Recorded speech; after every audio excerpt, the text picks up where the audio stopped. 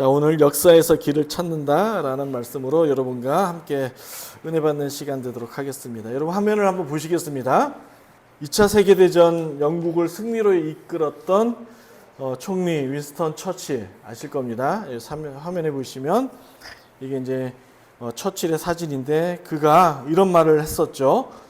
더 먼 과거를 돌아볼수록 더 먼 미래를 볼 가능성이 있다라고 역사에 대한 중요성을 강조했던 것을 기억합니다. 다시 화면을 보시면 우리나라의 독립운동가이자 역사학자이신 신채호 선생님은 역사를 읽는 민족에게는 무엇이 없다고요? 미래가 없다라고 했어요. 따라서 역사를 알고 이해하며 역사 속에서 교훈을 깨닫는다라는 것은 너무나도 가치가 있고 또 보람이 있는 일이 아닌가 생각이 듭니다. 그래서 역사에 대한 관심과 또 역사에 대해서 배우는 일들을 좀 우리가 게을리지 하지 않았으면 좋겠습니다. 여러분 엊그제 금요일이 8.15였죠. 강복절이었습니다. 여러분 강복절이 어떤 날입니까? 36년간 일본에게 나라를 침탈당하고 그로 인하여 우리가 해방되었던 날을 기념하기 위해 8월 15일을 공휴일로 정하고 기념하는 날이 우리 8월 15일 강복절이죠. 그런데 여러분 단순히 공휴일이라는 게 쉬는 날로서 우리에게 주어진 것이 아니라는 것을 잘 아실 거예요. 나라가 힘이 없으면 외부 적에게 침탈당할 수 있다는 것을 우리가 배우게 되는 것이죠. 그리고 그로 인하여 지배당할 수 있다는 것을 되새기면서 다시는 이런 일이 우리 한반도에 있어서는 안 되겠다라는 것을 우리가 기억하기 위하여 그 취지로서 정한 날이 8월 15일 광복절 아니겠습니까? 그러므로 역사를 배운다는 일은 다시금 말씀드리지만 가치 있는 일이에요. 할렐루야. 그리고 값진 일인 거예요. 역사를 알고 역사를 통해서 우리의 미래를 볼 수 있어야 하겠죠. 성경 안에는 여러 장르의 글들이 있다라고 말씀을 드렸어요. 율법서, 모세오경을 율법서라고 얘기합니다. 또한 반면에 역사서에 포함되기도 하죠. 저희들이 지금 현재 나누고 있는 사무엘하의 장르는 그 위치는 역사서에 포함되고 있습니다.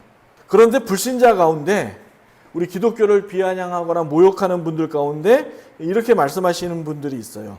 굳이 남의 나라에 대한 그 역사를 우리가 배울 필요가 있느냐라고 반문하시는 분들이 있죠. 더욱이 굳이 남의 나라의 신을 찾아서 믿을 이유가 그 필요가 우리에게 어디 있느냐라고 우리에게 반문하시는 분들을 가끔 우리가 보게 돼요. 따라서 이 같은 질문에 여러분과 저는 답을 해줄 수 있어야 되겠죠. 여러분 답할 준비가 되어 있어야 하는 겁니다. 이스라엘의 초대 왕이 누굽니까? 사울 왕이죠. 또한 다윗 왕에 대한 역사를 굳이 알 필요가 있나라는 질문을 우리가 답할 이유를 어디서 찾을 수 있겠습니까? 막말로 여러분 우리나라 조선의 왕들 다 외우고 계세요? 그렇죠? 우리나라 조선의 왕의 이름조차도 못 외우고 있는데 말이죠. 우리가 굳이 남의 나라의 왕에 대한 역사 그거를 이해할 필요가 있겠나 하는 의문을 갖게 됩니다. 그런데 이러한 질문은 성경이 가지는 취지 그리고 성경이 가지는 세계관 성경이 우리에게 주고자 하는 그 말씀에 대한 이해의 부족에서 오는 질문이 아닌가 생각이 듭니다. 여러분 성경은 단순히 이스라엘이라는 그 나라의 역사를 소개하는 책이 아닙니다. 우리가 얼핏 보면 이스라엘이라는 역사를 알려주는 책처럼 보이지만은 성경은 단순히 이스라엘의 역사뿐만 아니라 더 나아가 인류의 역사를 이야기하고 있는 것이고요. 더 나아가 나 자신의 역사를 이야기하고 있는 겁니다. 이해가 되십니까? 우리의 역사라고요. 우리의 역사, 인류의 역사를 이야기하고 있는 거예요. 세상이 왜 이리도 악하고 약자는 항상 강자에 의해 억압받아야 하는가에 대한 질문의 답이 성경에 있다고요. 그게 있다고요. 그러므로 성경에 등장하는 인물에 관한 업적에 대해서 이해하고자 듣자고자 우리가 성경을 듣는 게 아니에요. 설교를 듣는 게 아니라는 거예요. 여러분, 성경의 주인공은 하나님이시죠. 따라서 역사를 통해 하나님을 발견하고 주님이 여러분과 제게 요구하는 삶의 자세로 나아가고자 우리가 배우고 듣는 것이 하나님 말씀이라는 거예요. 그래서 오늘 말씀을 통해서, 설교를 통해서 이 같은 은혜가, 이와 같은 역사가 있기를 주의 이름으로 축복합니다. 지금까지 사무엘서에 등장한 인물들을 우리가 앞장에서 봤습니다. 다윗과 사울뿐만 아니라 이들을 둘러싸고 있는 주변 인물들을 우리는 보았죠. 다윗의 군대장인 요압을 우리가 봤고요. 사울 왕의 아들 이스보셋을 보좌하는 아브넬을 성경은 긴 글로써 우리가 지난 시간에 소개하고 있고 그 이유에 대해서도 우리가 보게 됩니다. 그리고 이 역사는 이들은 자신의 사사로운 야망과 정권을 향한 욕망을 감추지 못하는 인물로서 비춰주고 있습니다. 결국 하나님의 뜻을 거스리고 자기 길을 걷는 사람들로서 묘사하고 있는 것이죠. 따라서 이러한 다윗과 사울의 주변 인물들을 보면서 우리는 단순히 이스라엘에 이러한 자들이 있었구나, 악한 자들이 있었구나 라는 것이 우리가 듣고자 하는 목적이 아니라 이들을 통해서 우리를 발견하는 거죠. 내가 아브넬이었구나, 내가 요압이었구나, 더 나아가 내가 사울 왕이었구나 라는 것을 이 성경은 우리에게 보여주고 있는 거예요. 그리고 이렇게 사사로이 자신들의 욕망을 쫓아 살았던 이들의 삶의 결말은 비극으로 끝난다라는 것을, 비극으로 생을 마감한다라는 것을 성경이 보여주고 있는 것이죠. 그러므로 여러분과 저는 이와 같은 역사서, 이와 같은 성경을 보면서 이들의 길을 우리가 걸어서는 안 되겠구나 라는 것을 배워야 하는 거예요. 깨달아야 되는 거예요. 따라서 하나님이 요구하는 삶, 하나님이 요구하는 길로 걸어갈 수 있는 여러분과 제가 되어야 하지 않겠습니까? 따라서 오늘 제목이 뭐예요? 역사에서 길을 찾아야 되는 것이죠. 역사라는 말을 다른 말로 바꾸면 성경에서 여러분의 인생의 길을 찾을 수 있기를 주의 이름으로 축복합니다. 앞장에서 아브넬은 다윗이 하나님의 선택을 받고 기름 부은 자로서 그 사실을 인지하고 있었음을 보게 돼요. 그런데도 아브넬이 다윗을 쫓아가지 아니하고 이스보셋을 쫓은 이유는 그 어린 힘없는 이스보셋을 조종하여서 이스라엘을 다스리고자 했던 욕망이 있었던 것이죠. 따라서 이스라엘의 실권자가 누구였습니까? 아브넬이었죠. 아브넬이에요. 여러분, 그래서 오늘 읽었던 4장 1절에 아브넬이 죽자 이스라엘이 어떻게 돼요? 혼란에 빠지죠. 그리고 이스보셋의 손이 맥을 놓았다라고 해요. 주저앉았다라는 거예요. 이것을 우리말로 직역하면 다리가 풀려 주저앉았다라는 거예요. 이렇게 얘기하고 있는 것이죠. 여러분, 그가 비록 동족 간의 살생을 줄여보고자 애썼던 인물이었죠. 그래서 독특한 이방 문화의 전투 방식을 들여왔어요. 그리고 그는 그 요압의 동생을 죽이는 것을 꺼려했죠. 그래서 다윗이 이러한 지혜 있는 자, 용맹한 요압을, 아브넬을 자신에게 이제 받아들이려고 했었던 모습을 보게 됩니다. 그럼에도 불구하고 성경은 아브넬은 자신의 욕망을 따라 살려고 했던 것이고, 다윗에게로 그가 돌아가려고 했던 것 역시 이젠 더 이상 이스보셋에게서는 미래를 발견할 수 없다라고 그가 판단했던 것이죠. 그래서 다윗을 쫓아 자신의 새로운 인생의 안녕을 쫓아가려고 애썼던 자였던 것을 성경을 보게 되는 거 아니겠습니까? 따라서 그들은 모두 자신의 신변의 안전을 보장받으려는 계산에서 나온 행동이라고 성경은 우리에게 말씀하고 있는 거예요.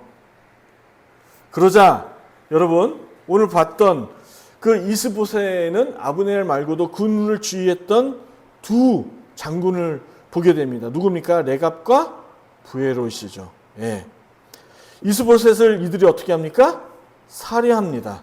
그가 다윗에게서 가 이스보셋의 머리를 바치죠. 그런데 성경은 이들 역시 다윗을 위해서 한 일이 아니라 출세를 위한 행동이었다라고 성경이 평가하고 결국에 그들의 생애의 마감은 비극으로 끝나는 것을 보게 됩니다.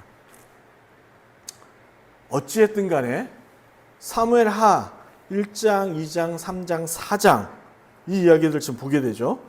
이 초반부는 어떤 이야기로 지금 진행되고 있냐면 속고 속이고 죽고 죽이는 이야기로 기록되어 있어요. 그것도 어디에서요? 하나님 나라 안에서예요. 그리고 그들을 심판하는 하나님을 보여주고 계시는 것이죠.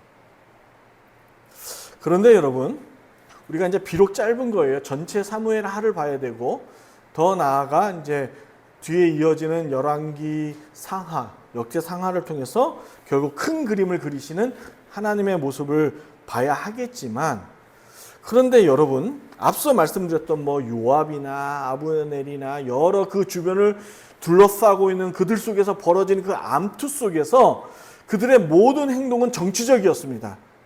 자신들의 안녕을 위한 계산에서 나온 행동이었습니다. 그래서 그들을 책망하고 나무라고 또 그 인생을 위하여 추구하며 살았던 그들의 모든 인생의 끝은 비극적으로 끝났다라고 성경은 이해하고 또 우리에게 말씀하고 있는 것이죠. 그런데 반면에 성경은 다윗에 관하여서는 관대하다라는 느낌을 받습니다. 여러분, 다윗은 오롯이 의롭게만 살았을까요? 다윗의 이 모든 행동에는 정치적인 계산이 없었던 것일까요?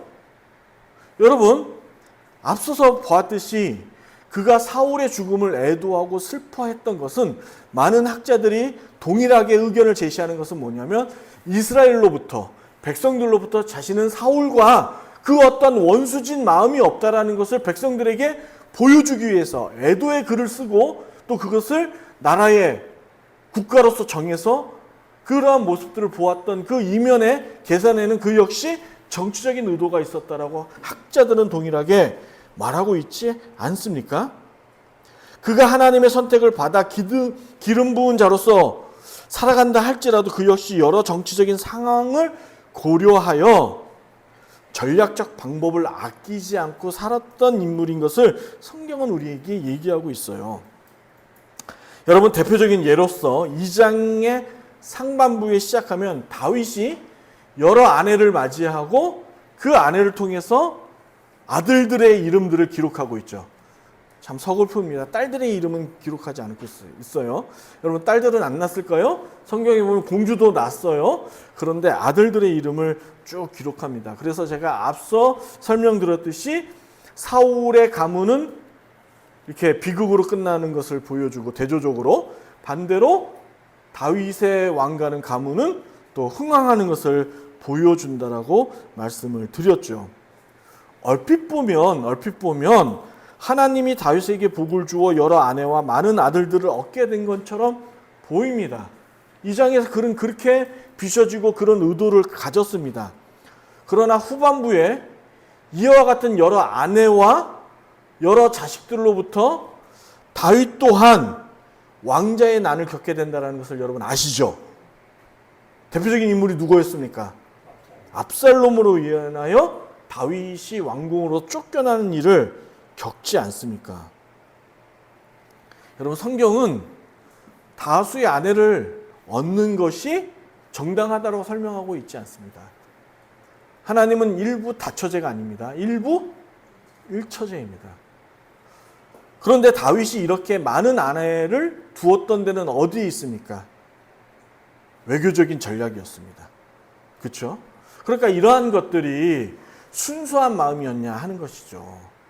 다윗도 정치적이고 전략적인 방법에 의한 것들이었어요. 그런데 왜 다윗은 괜찮고 다른 사람은 그런가 하는 것이죠.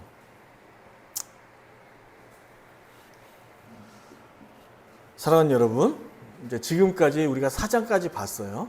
4장까지 읽고 보고 들으면서 우리가 앞서 마태복음에서 제가 이 이야기를 하고 싶어서 마태복음의 이야기를 먼저 사무엘 하를 하기 전에 끄집어낸 거예요. 여러분 지금 4장까지의 이야기가 신약에서 마태복음에서 예수님의 어떠한 사건과 유사해 보이지 않습니까? 비슷해 보이는 장면들 기억나세요? 예수님과 제자들 사이에서 있었던 재미난 해프닝이 있습니다. 이게 뭐예요? 제자들은 어떻게 하든 예수님께 붙어서 세상 지위를 얻고자 애쓰는 제자들의 모습들이 다윗과 그 주변에 있는 사람들로부터 동일하게 보이지 않습니까? 아니에요? 다윗은 우리와 같은 사람인지라 완벽하지는 않으나 성경은 다윗을 통해 장차 오실 예수님을 보게 하죠. 그리고 하나님의 뜻에 따라 세워지는 하나님의 나라를 통해 이스라엘이라는 나라 안에 하나님의 구원하심을 보도록 했다라는 점에서 다윗은 장차 오실 예수님의 모형이자 그림자라는 거예요. 구약의 여러 선지자들과 여러 위대한 인물들은 모두 장차 오실 미래에 오실 예수님을 그리고 있는 거예요. 모세 역시 그랬고 엘리야 역시 그랬습니다. 그들은 뛰어난 업적을 가진 인물이었어요. 여러분 예수님께서 변화산에 올라갔을 때 예수님 주변에 누가 있었죠? 엘리야와 모세가 있었잖아요. 그렇죠? 그리고 그들보다 더 위대한 인물이 있는데 그가 누구라고요? 예수님인 거예요. 구약에 나온 모든 선지자들과 모든 위대한 인물들은 장차 오실 예수님에 대한 이야기를 하고 있는 것이죠. 다윗이 통치하는 동안 이스라엘이라는 나라는 안전했습니다. 그리고 태평성대를 이뤘죠. 그리고 그 안에는 백성들은 억울한 일이 없도록 돌보는 모습 속에서 영원한 하나님의 나라의 통치자이신 예수님을 발견해야 되는 거예요. 예수님이 통치하는 그 나라, 예수님이 함께하는 그 나라는 태평성대를 이룬다는 것이죠. 사랑하는 여러분, 저와 여러분의 만남은 우연일까요? 하나님의 계획 속에서 이루어진 것일까요? 하나님의 계획 속에서 이루어진 것을 믿습니다. 그러므로 저와 함께 말씀을 공부하고 읽는 여러분은 성경을 읽는 실력이 남달라야 돼요. 부담스러우세요? 남달라야 돼요. 왜냐하면 여러분의 담임 목사가 남다른 실력의 성경을 보기 때문이죠. 아무도 아멘 안 하시죠. 우리 문고사님만 이따 남으세요. 제가 아이스크림 사드릴게요. 그러므로 저와 한 공동체를 이루는 여러분으로서는 성경을 읽는 그 방법과 실력이 우리 주변 교회에 있는 분들과 달라야 돼요. 제가 이 이야기를 왜 꺼냈냐면 여러분 4장에서는 아무것도 아닌 이야기 같고 단순히 또한 여러분 소제목이 뭐라고 써져 있어요? 이스보셋이 살해당한 이야기를 다루고 있죠. 이 누가 죽는 이야기 속에서 도대체 하나님은 우리에게 전하고 싶은 메시지, 그 그림이 무엇인지를 발견할 수 있어야 돼요. 여러분 4절을 봅시다. 4장 4절입니다. 여러분의 목소리로 읽습니다. 시작.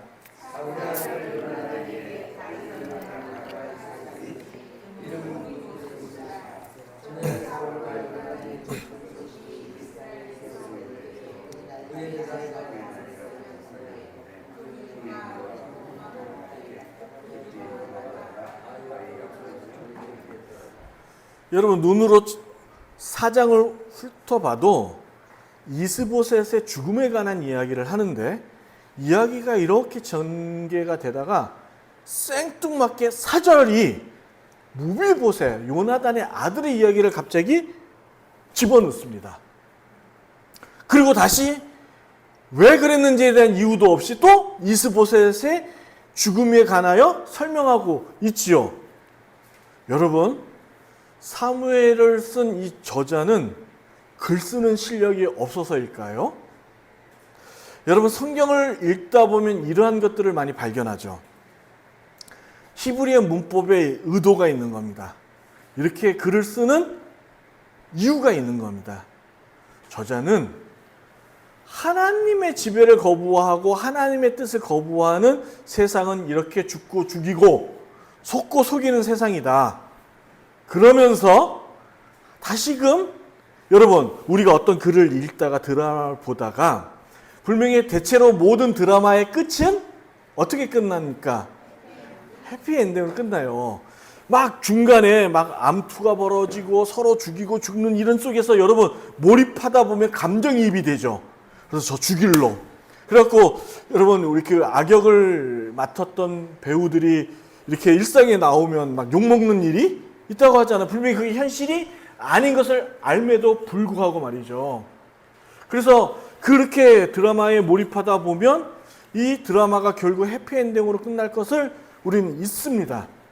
그래서 그러한 악인들의 모습을 보면서 분노를 일으키고 또한 감정이입이 되다 보면 내 감정조차도 다운이 되게 되죠. 특히 슬픈 멜로 같은 거 보면 더 우울해지지 않습니까? 저자는 의도를 갖고 있어요. 다시금 이 글을 통해서 하나님의 나라가 있다. 희망을 버리지 말아라. 하나님을 거부한 이 세상은 이렇게 속고 속이고 죽고 죽이는 이러한 이야기 속에서 암투 속에서 정말 희망이 없고 미래가 없는 세상인 것처럼 보이나 그러나 희망이 있다. 예수에게로 돌아가라. 하나님께로 돌아가라. 이것을 다시 한번 되새겨주는 거죠.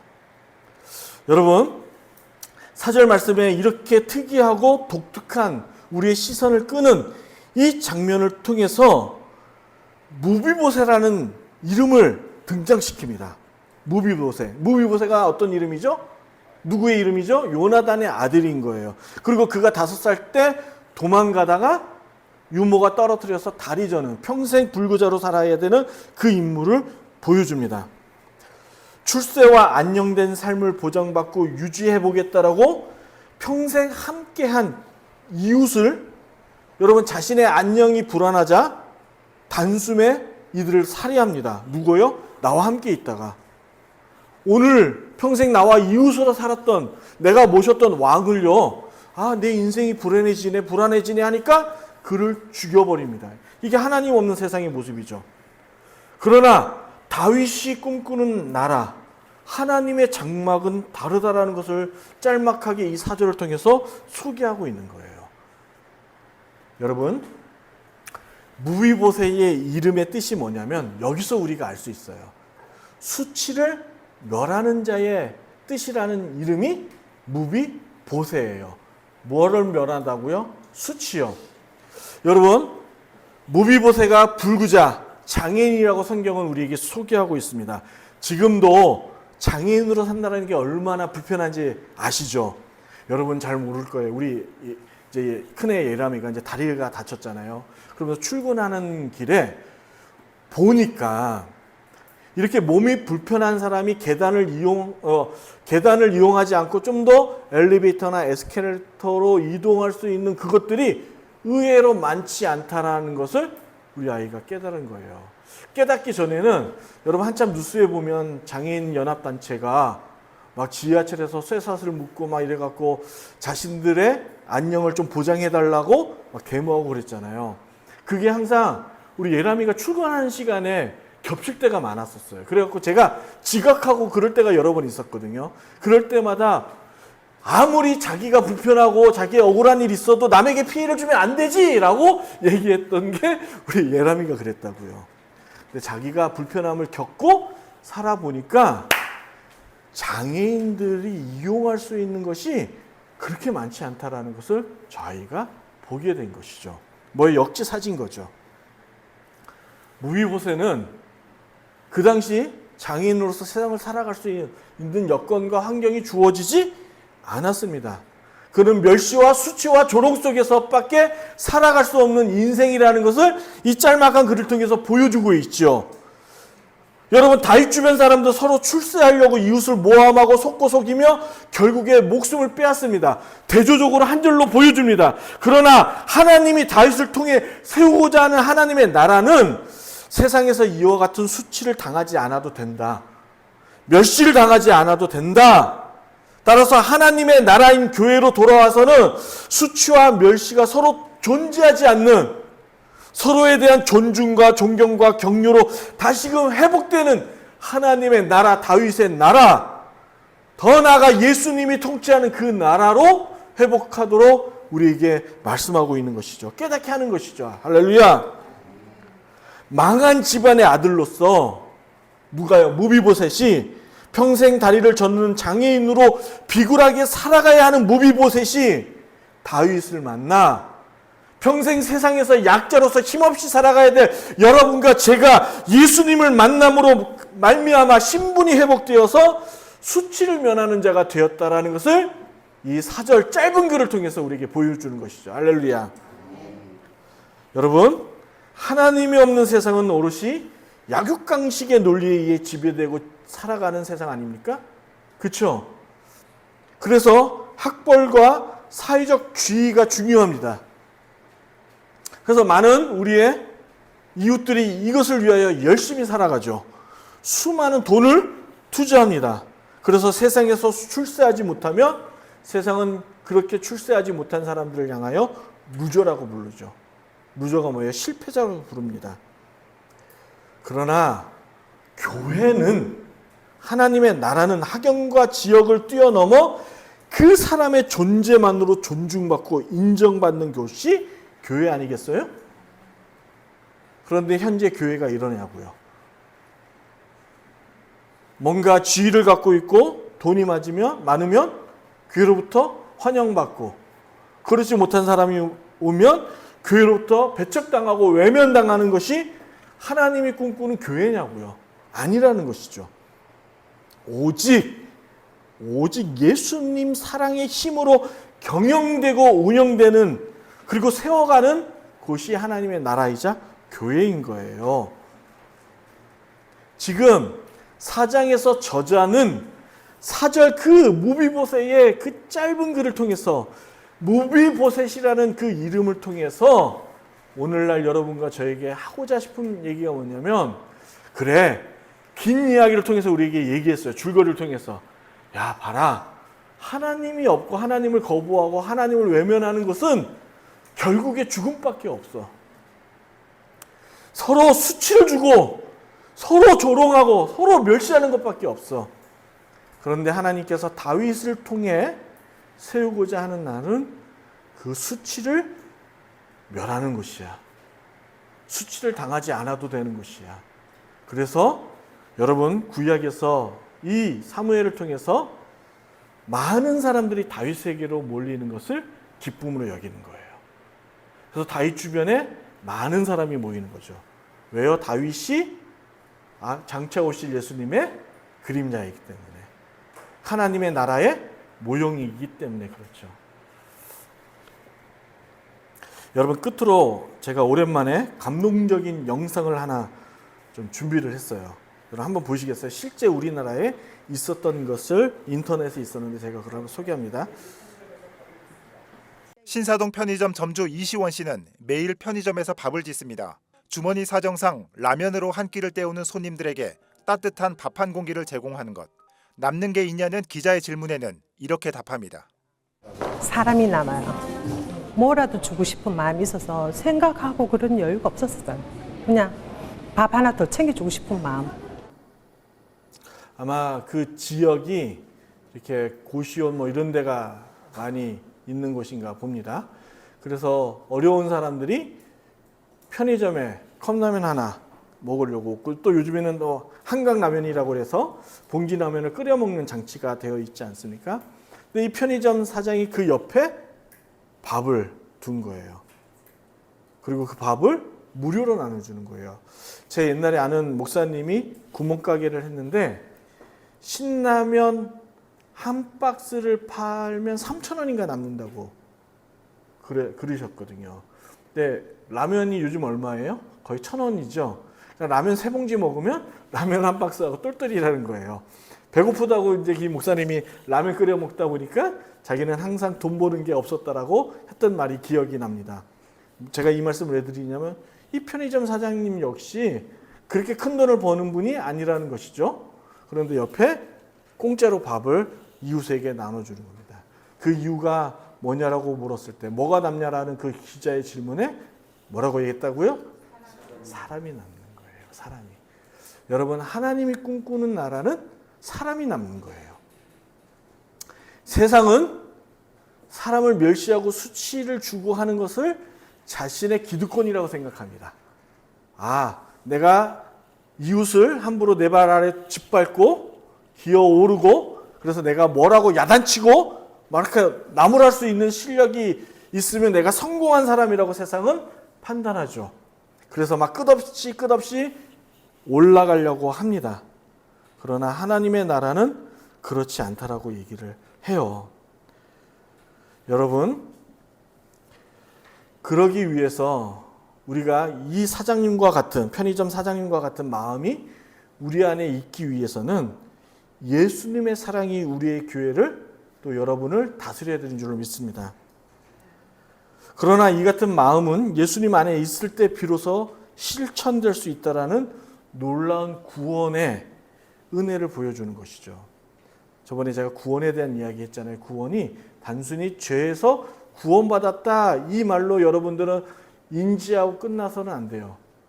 죄로부터 구원받았다라는 말은 결국에 하나님의 꿈꾸는 그 나라에 여러분이 들어갔다라는 거예요. 근데 하나님의 나라에 들어갔다는 그 얘기는 제가 늘상 말씀드렸듯이 죽어서 가는 나라가 아닌 거예요.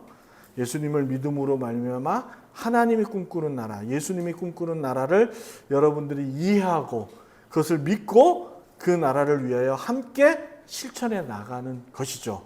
그러려면 우리 안에, 우리 마음 안에 무엇이 있어야 돼요? 사람을 향한 존중과 존경과 감사가 있어야 되는 줄로 믿습니다. 그러므로 역사를 주관하시는 그리고 다스리시는 하나님을 믿고 바라보는 여러분과 제가 되기를 소망합니다.